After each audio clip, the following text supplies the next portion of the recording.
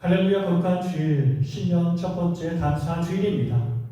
다 함께 묵도하시며 기쁜 마음으로 예배로 나가시겠습니다. 너희가 전에는 어둠이더니 이제는 주 안에서 빛이라. 빛의 자녀들처럼 행하라. 빛의 열매는 모든 착함과 의로움과 진실함에 있느니라. 그런즉 너희가 어떻게 행할지를 자세히 주의하여 지혜 없는 자같이 하지 말고 오직 지혜 있는 자같이 하여 세월을 아끼라. 우리에게 새날을 주시는 하나님, 2022년도 첫 주일을 기쁨으로 맞이하게 하심에 감사드립니다. 한 해의 첫 열매로 드리는 신년 주일 예배를 기쁘게 받아 주시옵소서. 올해에는 우리 심령에 하나님을 향한 사랑이 더욱 깊어지게 하소서. 1년 52주 변함없는 믿음으로 하나님만 섬기며 예배하게 하옵소서. 하나님의 은총과 예수님의 십자가 복음이 온 누리에 가득하게 되기를 원하오며 예수님의 이름으로 간절히 기도드립니다. 아멘.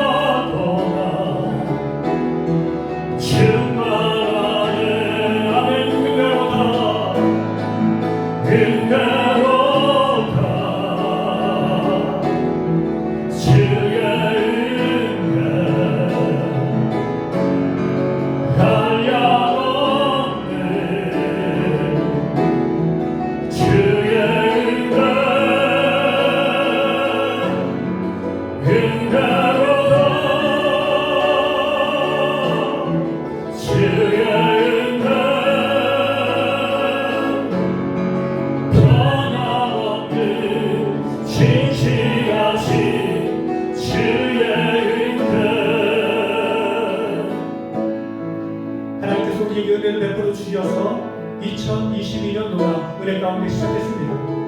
우리가 모든 충만한 은혜를 받기 위해서는 우리의 모든 죄악을 십자가 앞에 예수 그리스도 앞에 다 고백하며 깨끗해져야 합니다. 이 시간 우리의 모든 죄악을 십자가 앞에 예수 그리스도 앞에 고백하며 나가시겠습니다. 같이 기도하시겠습니다.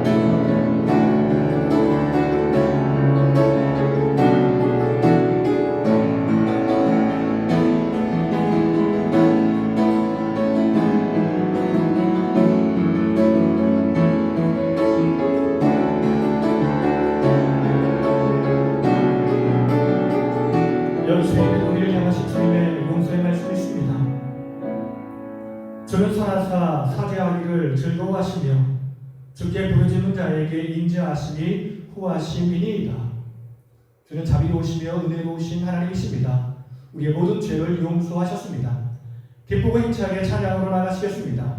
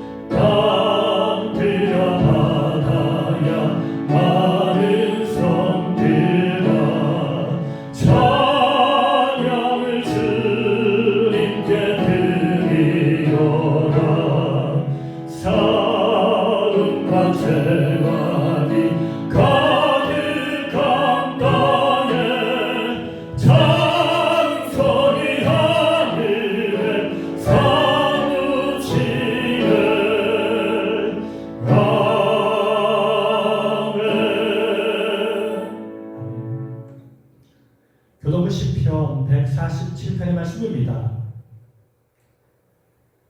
예루살렘아 여호와를 찬송할지어다. 시온아 내 하나님을 찬양할지어다. 그가 내 문빗장을 견고히 하시고 내 가운데에 있는 너의 자녀들에게 복을 주셨으며 내 경례를 평안하게 하시고 아름다운 밀로 너를 배불리시며 그의 명령을 땅에 보내시니 그의 말씀이 속히 달리는도다. 눈을 양털같이 내리시며 서리를 재같이 흩으시며 우박을 떡 부스러기같이 뿌리시나니 누가 능히 그의 추위를 감당하리요. 그의 말씀을 보내사 그것들을 녹이시고 바람을 불게 하신즉 물이 흐르는도다. 그가 그의 말씀을 야곱에게 보이시며 그의 율례와 규례를 이스라엘에게 보이시는도다. 그는 어느 민족에게도 이와 같이 행하지 아니하셨나니 그들은 그의 법도를 알지 못하였도다. 할렐루야. 아멘. 나는 전능하신 아버지 하나님 천지의 창조주를 믿습니다. 나는 그의 유일하신 아들 우리 주 예수 그리스도를 믿습니다. 그는 성령으로 잉태되어 동정녀 마리아에게서 나시고 본디오 빌라도에게 고난을 받아 십자가에 못 박혀 죽으시고 장사된 지 사흘 만에 죽은 자 가운데서 다시 살아나셨으며 하늘에 오르시어 전능하신 아버지 하나님 우편에 앉아 계시다가 거기로부터 살아있는 자와 죽은 자를 심판하러 오십니다. 나는 성령을 믿으며 거룩한 공교회와 성도의 교제와 죄를 용서받는 것과 몸의 부활과 영생을 믿습니다. 아멘. 하나님께서 우리에게 은혜로 2022년도를 선물로 주셨습니다. 올 한 해가 하나님의 영광과 하나님의 은혜와 하나님의 살아계심을 선포하는 시간 되게 없어서 신년 첫 주일 감사 예배로 드리는데 진정한 감사와 찬양과 경배가 오늘 우리의 예배를 통해서 주님께 올려지게 없어서 삶에 지친 모든 믿음의 성도들이 주의 능력과 은혜로 새 희망과 새 꿈과 새 비전을 보는 복된 시간 되게 없어서 예배를 위해서 공동체를 위해서 힘차게 기도하며 나가시겠습니다. 같이 기도하시겠습니다.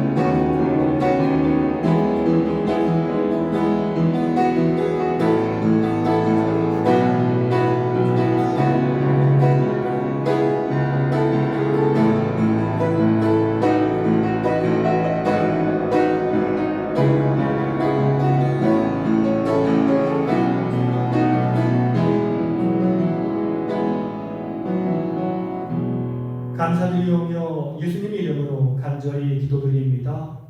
아멘. 이 시간 우리에게 주신 하나님의 말씀은 디모데후서 4장 1절에서 8절까지 말씀입니다. 디모데후서 4장 1절에서 8절까지 말씀입니다. 하나님 앞과 살아있는 자와 죽은 자를 심판하실 그리스도 예수 앞에서 그가 나타나실 것과 그의 나라를 두고 엄히 명하노니 너는 말씀을 전파하라. 때를 얻든지 못 얻든지 항상 힘쓰라. 범사의 오래 참과 가르침으로 경책하며 경계하며 권하라. 때가 이르니 사람이 바른 교훈을 받지 아니하며 귀가 가려워서 자기의 사욕을 따를 스승을 많이 두고 또 그 귀를 진리에게 돌이켜 허탄한 이야기를 따르리라. 그러나 너는 모든 일에 신중하여 고난을 받으며 전도자의 일을 하며 내 직무를 다하라. 전제와 같이 내가 벌써 부어주고 나의 떠날 시간이 가까웠도다. 나는 선한 싸움을 싸우고 달려갈 길을 마치고 믿음을 지켰으니 이제후로는 나를 위하여 의의 멸류관이 예비되었으므로 주 곧 의로우신 재판장이 그날에 내게 주실 것이며 내게만 아니라 주의 나타나심을 사모하는 모든 자에게도니라. 아멘. 우리 사랑하는 가족들과 인사 나누겠습니다. 주 안에서 새해 복 많이 받으세요. 주 안에서 새해 복 많이 받으세요. 주님과 함께 모험의 여행을 떠나는 인생. 우리는 달란트 이야기를 잘 알고 있습니다. 주인이 사람들에게 달란트를 맡겼습니다. 한 사람에게는 5달란트, 다른 사람에게는 2달란트, 그리고 마지막 사람에게는 1달란트를 맡겼습니다. 우리가 자세히 성경을 읽어보면 달란트를 받은 사람은 평범한 사람은 아니었습니다. 그들은 종이었습니다. 여러분, 종은 어떤 사람입니까? 주인이 시키는 일만 하면 되는 사람입니다. 그들은 창의적으로 생각하면 안 됩니다. 그냥 아무 생각 없이 주인이 시키는 일에 순종하는 것이 종의 역할입니다. 그들은 보통 농사일을 감당하는 종이었을 것입니다. 그런 종들에게 주인이 돈을 맡겼습니다. 그 돈이 얼마입니까? 5달란트, 2달란트, 1달란트입니다. 그 1달란트는 지금 가치로 환산해 보면 약 26억 정도가 되고 있습니다.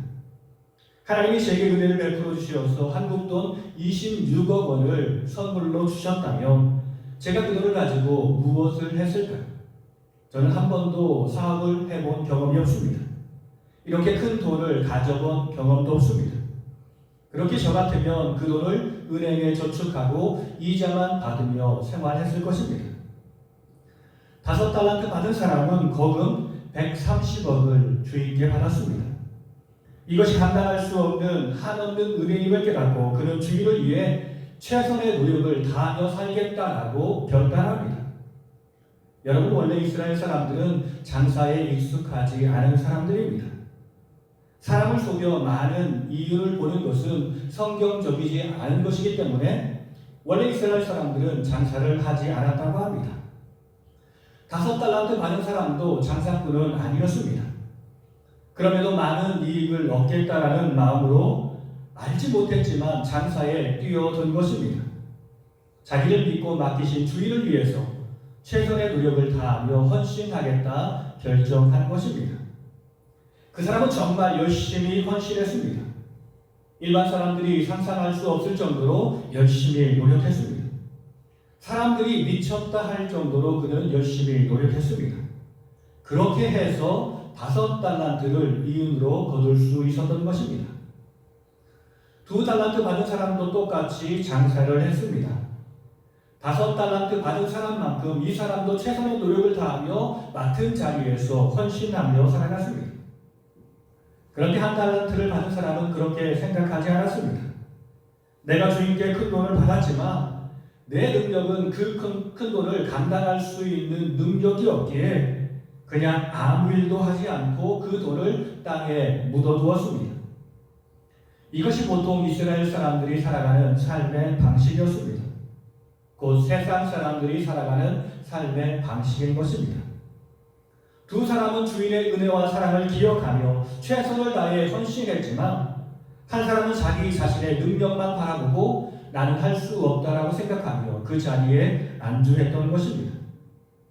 주인이 돌아와 그들과 모든 것들을 정리하기 시작합니다. 그때 5달란트를 맡은 사람은 주인이여 내가 이제 열심히 헌신해서 5달란트를 남겼나이다. 2달란트 맡은 자도 똑같이 나와 내가 열심히 헌신하여 2달란트를 남겼습니다.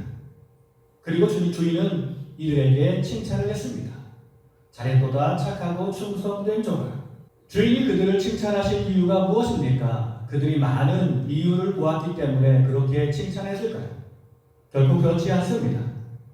주인이 베푸신 은혜 안에서 새로운 인생을 시작해 보려는 몸부림이 있었기 때문이었습니다. 주님을 위해서 최선의 노력을 다하며 헌신하겠다는 결단이 있었기 때문에 주인은 그들을 칭찬한 것입니다. 그가 비록 사업에 실패한다 할지라도, 그가 비록 넘어졌다 할지라도 주인은 아무것도 생각하지 않고 그렇게 최선을 다해 헌신한 2종을 칭찬했을 것입니다. 1달란트 받은 사람이 주인께 책망받은 이유가 무엇입니까? 이익을 남기지 못했기 때문이 아닙니다. 게으르고 그 자리에 안주했기 때문에 그렇습니다. 우리는 어떤 사람입니까? 하나님께서 우리를 사랑하시어서 우리가 감당하지 못할 그 큰 은혜와 사랑과 축복을 우리에게 부어주셨습니다. 왜 하나님은 그런 놀라운 은혜와 사랑과 축복을 부어주셨을까요? 왜냐하면 이전의 모든 삶을 벗어버리고 주님과 함께 세상으로 떠나가는 모험의 여행을 함께 하자라고 말씀하시며 주님이 우리에게 큰 것을 맡기신 것입니다. 그래서 주님의 제자들은 자기 집과 재산과 가족들을 다 내버려 두고 나를 쫓아 곧 주님을 쫓아 나아간 것입니다.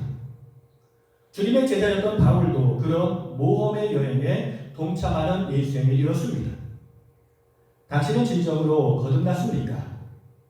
바울도 이전에 주님의 은혜와 사랑을 알지 못한 채 자기 성공을 위해 열심히 노력하며 살아왔습니다. 사람들의 생각과 그 방식대로 따르며 그것이 옳은 것이다라고 많은 사람들에게 강요하며 살았습니다. 그렇게 해서 예수 그리스도를 핍박했고 예수 그리스도를 믿는 사람들을 박해하며 죽이기까지 했습니다. 그런데 그런 그가 주님의 은혜를 깨닫게 되었습니다. 주님을 인격적으로 만난 것입니다. 죄인된 자신을 향해서 한량없이 부으시는 하나님의 놀라운 은혜와 사랑과 축복을 경험하게 되었습니다. 그렇게 해서 무엇이 우선이고 무엇이 나중인지를 깨닫게 된 것입니다. 거듭났다는 의미가 무엇입니까? 그것은 우리의 삶의 우선순위를 바꾸었다는 말입니다. 내 삶의 우선순위, 내 삶의 최우선순위는 주님의 나라입니다. 이전에 내 마음 중심에 물질이 있었고 세상 권력이 있었고 세상의 성공과 명예가 있었지만 자신의 안전과 행복이 있었지만 이제는 내 중심에 예수 그리스도 그리고 오직 그의 나라와 그의 영광밖에 없는 것이 바로 거듭난 사람들의 삶입니다. 2절 상반절은 이렇게 말씀하십니다. 너는 말씀을 전파하라. 때를 얻든지 못 얻든지 항상 힘쓰라. 우리는 오직 주님의 나라와 주님의 영광을 위해서 헌신하는 사람이 되어야 합니다. 로마서 14장 8절은 이렇게 말씀하십니다. 우리가 살아도 주를 위하여 살고 죽어도 주를 위하여 죽나니 그러므로 사나 죽으나 우리가 주의 것이로다.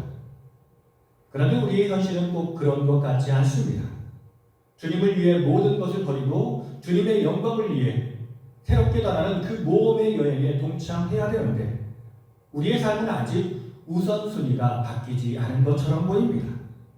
아직도 세상을 쫓는 그리스도인들이 많이 존재하고 있습니다. 3절과 4절은 이렇게 말씀하십니다. 때가 이르리니 사람이 바른 교훈을 받지 아니하며 귀가 가리워서 자기의 사욕을 따라 스승을 많이 두고 또 그 길을 진리에서 돌이켜 허탄한 이야기를 따르리라. 바울은 말세의 징조로 많은 사람들이 바른 교훈을 떠나서 자기 사욕에 따라서 세상으로 치우칠 것을 경계하고 있습니다. 한국 기독교는 20세기 한국 경제의 고도 성장과 함께 급격한 성장을 경험했습니다. 그 성장의 속도는 세계 교회사에서 그 유래를 찾아볼 수 없을 정도로 과히 눈부신 성장이었습니다. 하지만 그렇게 외적 성장에만 집중하는 동안 오히려 진정한 기독교는 퇴보한 것처럼 보이기 시작합니다.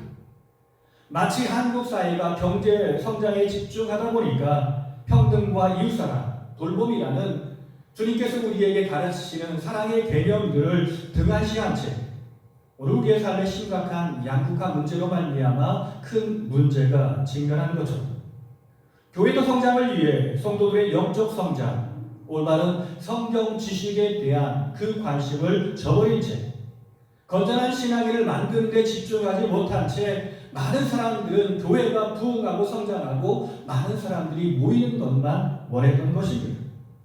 이것이 바로 부인할 수 없는 우리의 현실입니다. 세상에 빼앗겨버린 기독교의 소중한 개념들. 교회에서 가장 중요한 개념은 무엇일까요? 첫 번째 개념은 아마 예배와 성경 공부일 것입니다. 그런데 이런 예배나 성경 공부는 요즘에 이단들이 더 많이 사용하는 단어입니다. 우리가 잘 아는 바와 같이 신천지라는 이단은 자기들이 만든 독특한 이론을 가지고 교리를 만들어서 매주마다 매일마다 성경 공부를 한다고 사람들을 모으고 있습니다. 그리고 수많은 사람들이 그 이단의 성경 공부에 빠져 들어가고 있습니다. 예배도 마찬가지입니다. 일반 교회 성도들은 하나님을 예배하고 하나님을 찬양하는 일에 적극적이지 않지만 이단에 빠진 사람들을 보면 한자리에 모여 수시간 동안 예배하고 주님을 찬양하고 경배하는 그런 모습을 쉽게 볼 수 있습니다. 곧 예배와 성경 공부가 기독교의 핵심 가치임에도 불구하고 이런 것들을 다 이단들이 먼저 선점해 버린 것입니다. 그 다음에 중요한 개념은 무엇일까요? 아마 사랑과 섬김일 것입니다. 한 번은 프란치스카 교황이 한국을 방문한 적이 있었습니다. 교황은 방문 기간 내내 소형차를 타고 세월호 유가족을 방문하고 시간을 내어 세례를 원하는 한 유가족에게 세례를 베풀어 주었고 소외된 이웃들 한 명 한 명을 더 찾아가 더 많이 만나려고 애쓰는 그 모습을 보여주었습니다. 그것이 사람들이 생각하는 사랑입니다. 사랑과 봉사와 섬김이라는 개념을 다른 종교가 먼저 선점해 버린 것입니다. 보이는 것에만 집중하며 빼앗긴 것들. 이스라엘 백성들은 자신들이 위대한 성전을 가지고 있기 때문에 곧 하나님께서 큰 은혜를 베풀어 주셨던 그 성전, 솔로몬의 성전이 있었고 또한 헤롯이 지은 웅장한 성전이 있었기 때문에 그들은 결코 무너지지 않을 것이라고 생각했습니다. 솔로몬 성전도 그렇고 헤롯 성전도 그렇고 그 성전은 굉장히 웅장한 성전이었습니다. 그리고 그들에게는 하나님의 약속이 있었고 그 약속의 말씀이 있었기 때문에 그들은 결코 무너지지 않으리라 생각했던 것입니다. 그러나 그것이 허상일 수 있습니다. 미국 시카고 윌로 크릭 교회의 빌 하이렐스 목사님이 성도들에게 공개 사과를 한 적이 있었습니다. 그는 이렇게 말했습니다. 제가 잘못했습니다. 제가 여러분들을 잘못 인도했습니다. 그가 이렇게 성도들에게 머리를 숙여 사과한 이유는 다음과 같습니다. 그는 수많은 프로그램을 통해 성도들이 영적으로 성장할 것을 기대하고 엄청난 예산을 쏟아 부었습니다. 그러나 결과는 양적으로만 성장했을 뿐 오히려 영적으로는 성숙하지 못하고 침체하는 모습을 보게 된 것입니다. 오히려 조용히 성경만 진리만 가르친 교회들이 영적으로 더 성숙하고 성장한 모습을 보였다는 것입니다. 그는 자신의 교회가 외화 내빈의 전형적인 교회의 모습을 보였다라고 생각했던 것입니다. 그 후 그는 모든 교회의 프로그램을 성경에 기반한 것으로 다 바꾸어 변화시켰습니다. 그리고 교인들의 영적인 성장과 신앙의 발달에 집중했다고 합니다. 우리가 하나님의 은혜와 사랑에 집중하지 못하면 우리는 성공에만 집중하게 되고 보이는 것에만 집중할 수밖에 없는 것입니다. 이제 우리는 믿음의 선한 싸움을 싸워야 합니다. 7절과 8절은 이렇게 말씀하십니다. 나는 선한 싸움을 싸우고 나의 달려갈 길을 마치고 믿음을 지켰으니 이제부로는 나를 위하여 의의 면류관이 예비되었으므로 주 곧 의로우신 재판장이 그날에 내게 주실 것이며 내게만 아니라 주의 나타나심을 사모하는 모든 자에게도니라. 그렇다면 믿음의 선한 싸움이란 무엇일까요? 첫째는 우리가 주님의 은혜와 사랑의 위대함을 알고 그 안에 거하는 삶을 말하는 것입니다. 예수님이 마지막 6월절을 보내기 위해서 예루살렘에 입성하셨습니다. 바리새인들은 예수님을 시험에 빠뜨리기 위해 예수님께 나와 이렇게 질문합니다. 예수님, 가이사에게 세금을 올리는 것이 옳은 일입니까? 이들은 예수님을 책잡기 위해 혈안이 된 사람들입니다. 그래서 예수님이 세금을 내지 말라라고 이야기한다면 이것은 로마에 대한 반역으로 생각하고 로마 당국에 고소하려 했던 것입니다. 그때 주님은 데나리온 하나를 가지고 사람들에게 보여주셨습니다.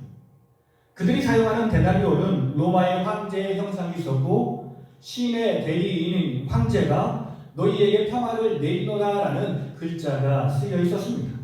곧 로마의 세금을 내는 일은 로마 황제가 신인 것을 인정하는 일이 된 것입니다. 예전에 바리새인들은 이런 로마의 행태에 반항하며 우리의 하나님은 오직 살아계신 하나님밖에 없습니다라고 고백하며 세금 내는 것을 거부했습니다.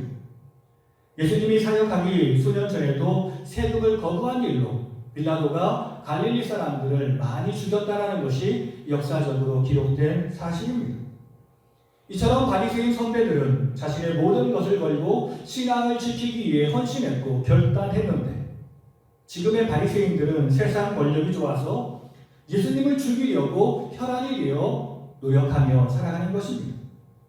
이 세상을 사는 모든 사람들은 돈 벌기 위해 집중하며 살아가는 사람들입니다. 그러면서 많은 사람들은 은연중에 이 세상 황제의 종이 되는 삶을 살아가기도 합니다. 세상이 주는 힘이 좋고 권력이 좋고 세상이 크다라고 인정하며 세상을 쫓아 나가는 것입니다. 그러나 하나님의 백성들은 다른 사람들입니다. 우리가 비록 이 세상에서 살아가지만 내가 살아가는 모든 힘과 능력은 내 힘과 내 능력으로 얻는 것이 아니라 주님께서 우리에게 은혜로 베풀어 주시는 것을 기억하며 사는 것입니다. 그렇게 우리는 물질에 현혹되어 물질만 바라보는 것이 아니라 우리에게 물질을 주시고 우리에게 큰 은혜를 베풀어 주시는 하나님만 바라보며 나아가는 것입니다. 혹여 우리의 삶에 물질이 없다 할지라도 끊임없이 우리는 주만 바라보며 나아가는 것입니다. 진심으로 주님은 우리를 사랑하시는 분이십니다. 우리에게 날마다 은혜를 베풀어 주시고 우리를 보호하시며 인도하시는 분이십니다. 하나님의 은혜와 사랑이 없었더라면 우리는 한시도 우리는 살 수 없었을 것입니다. 그렇게 우리는 주님의 사랑을 내 매일매일 삶에 채우며 살아가야 합니다. 우리가 끊임없이 그분의 사랑과 그분의 은혜를 채우지 않는다면 우리는 무너질 수밖에 없을 것입니다. 세상 사람들처럼 헛된 논리와 주장에 이끌려 세상으로 나가게 될 것입니다.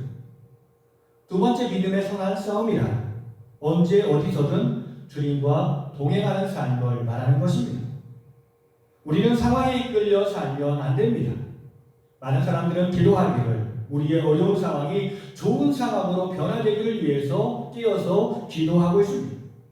병자라면 일어나기를 기도하고 가난한 사람이라면 부자가 되기를 기도하고 힘이 없고 무력한 사람이라면 힘이 강성해지고 모든 것들이 풍성해지기를 위해서 기도하는 것입니다. 이런 꿈을 안고 우리는 매일매일 하나님께 나와 기도하는 것입니다. 그렇게 지금도 많은 사람들이 병 고치는 교회에 많은 사람들이 모이는 것입니다. 이런 능력을 나타내는 교회에 사람들이 집중하며 모이는 것입니다. 분명 우리가 성경을 읽어보면 상황이 극적으로 변화된 이야기를 기록하고 있습니다.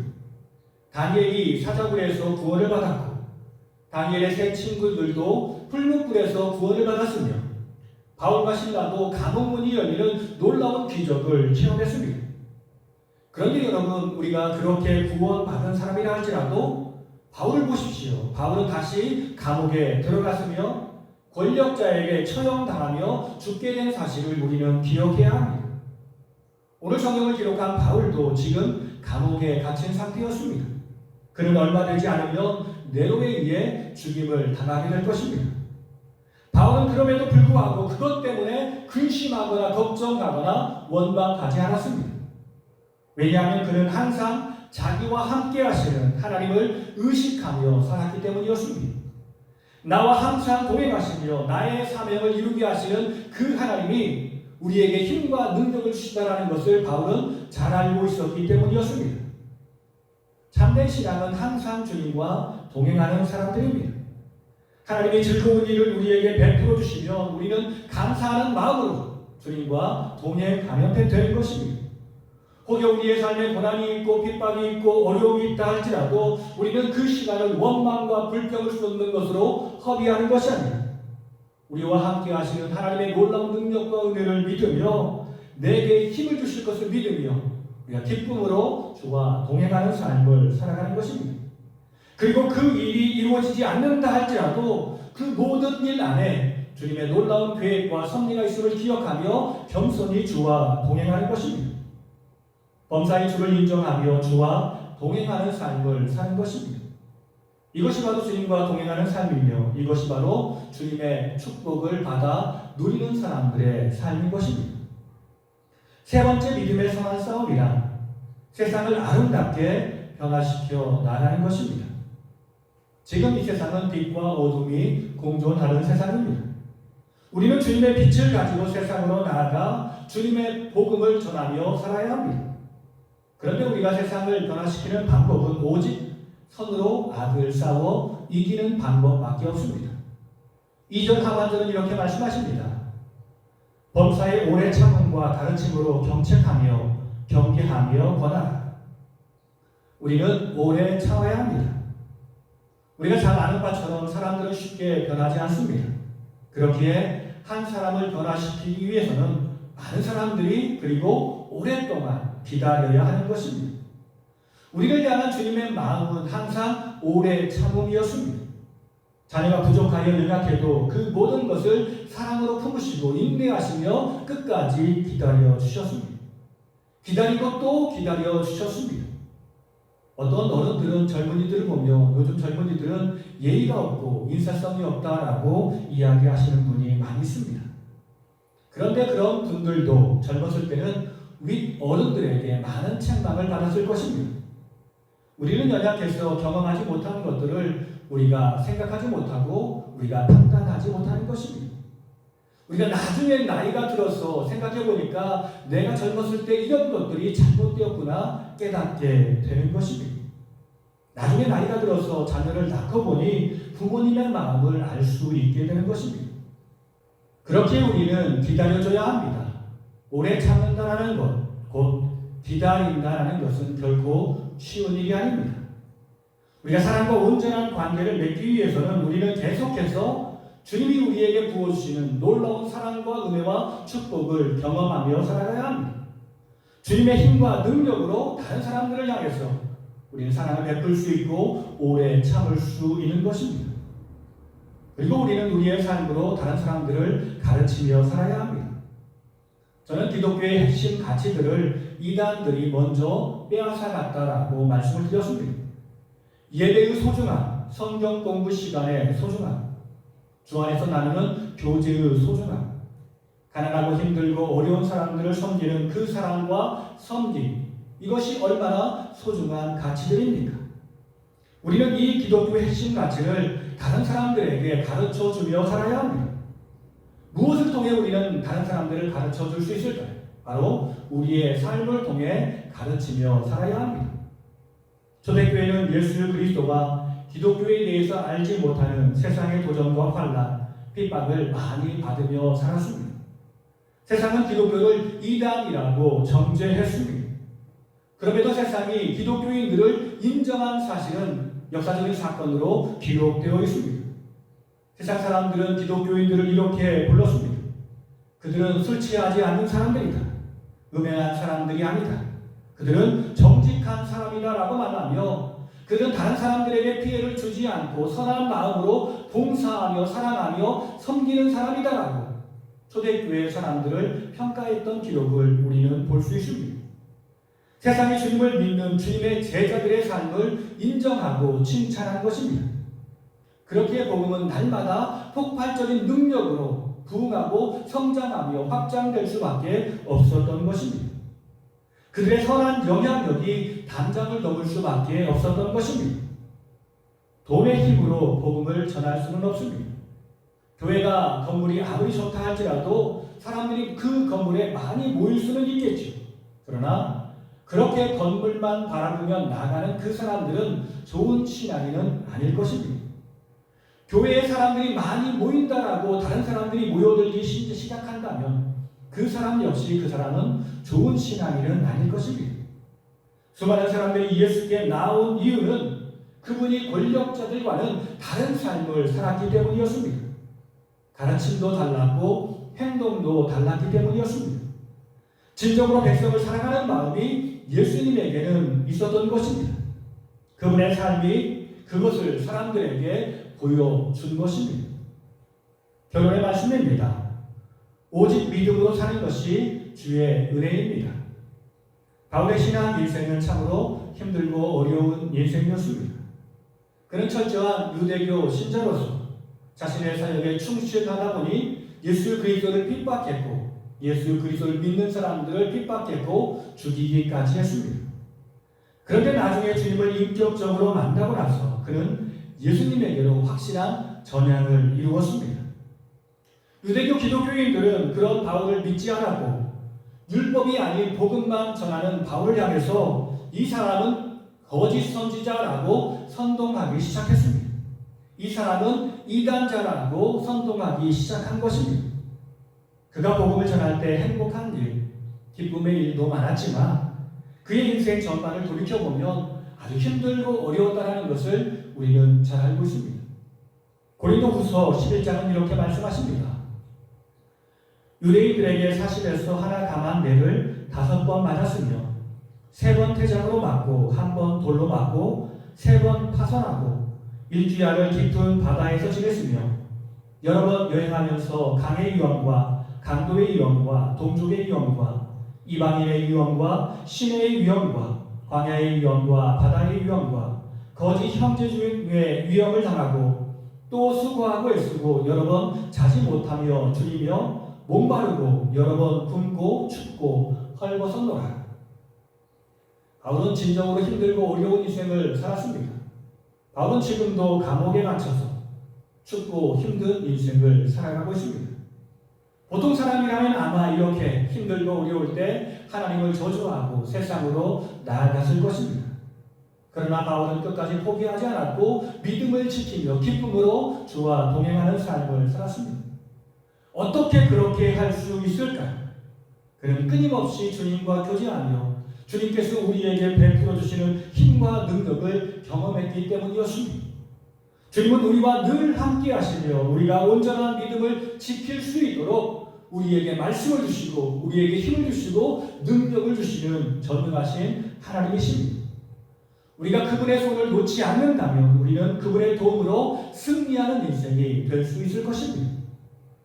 2022년이 주 안에서 시작되었습니다. 올 한 해가 어떻게 펼쳐질지 우리는 알 수 없습니다. 그러나 분명한 것은 주님이 우리를 강하게 붙들어 주실 것입니다. 그러므로 우리는 그분의 온전한 인도하심을 믿고 주님이 우리에게 가르쳐 주신 진리의 말씀, 생명의 말씀을 붙들고 우리의 삶을 통해 선한 증거를 세상 사람들에게 보여주어 이 악한 세상을 하나님의 거룩한 품으로 인도하며 사는, 그래서 모든 사람들이 다 주 안에서 행복을 누리는 복된 인생이 되기를 예수님의 이름으로 간절히 축원합니다. 다 같이 기도하시겠습니다. 주님께서 죄인이며 연약한 우리를 사랑하시어 우리를 위해 최고의 선물, 한량없는 은혜를 베풀어 주셨습니다. 우리가 큰 사랑 받은 사람으로 그 모든 일을 잘 감당할 수 없지만 주님의 은혜와 사랑에 보답하는 마음으로 최선을 다해 주를 위해 헌신하며 주와 동행하기로 합니다. 주여 우리의 힘과 능력이 부족하오니 계속해서 우리에게 주의 은혜와 사랑과 평강을 부어 주시옵소서. 세상이 악하다고 하여 변화되지 않는다고 하여 포기하지 않게 하시고 맡은 자에게 구할 것은 충성이니라 라고 말씀하신 주님의 말씀을 믿고 삶의 자리에서 주님을 위해 최선을 다하는 한 해가 되게 하옵소서. 우리에게 선한 일을 행하셨고 지금도 그 일을 계속하시는 선하신 예수님의 이름으로 간절히 기도드립니다. 아멘. 찬양하시면서 준비한 예물 하나님께 올려드리겠습니다.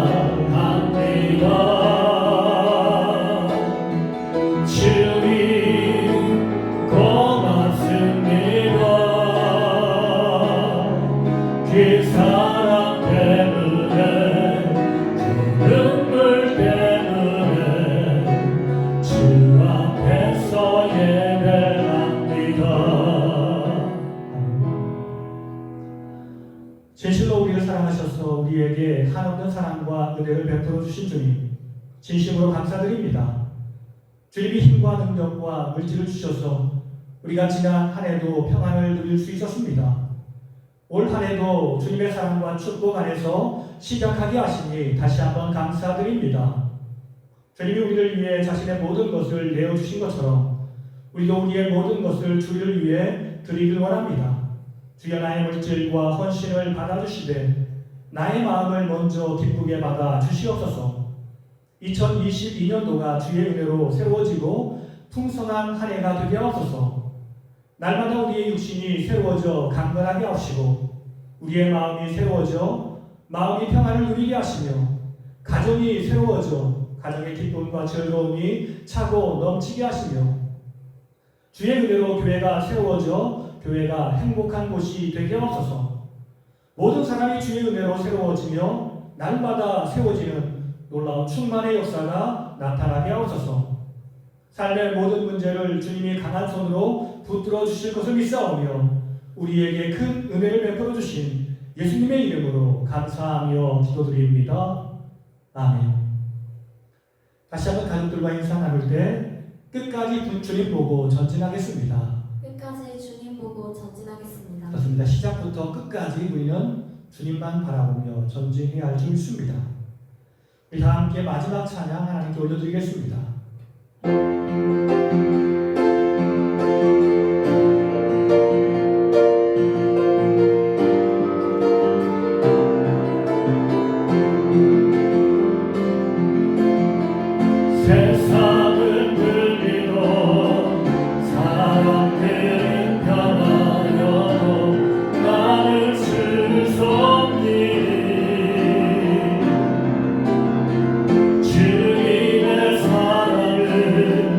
영원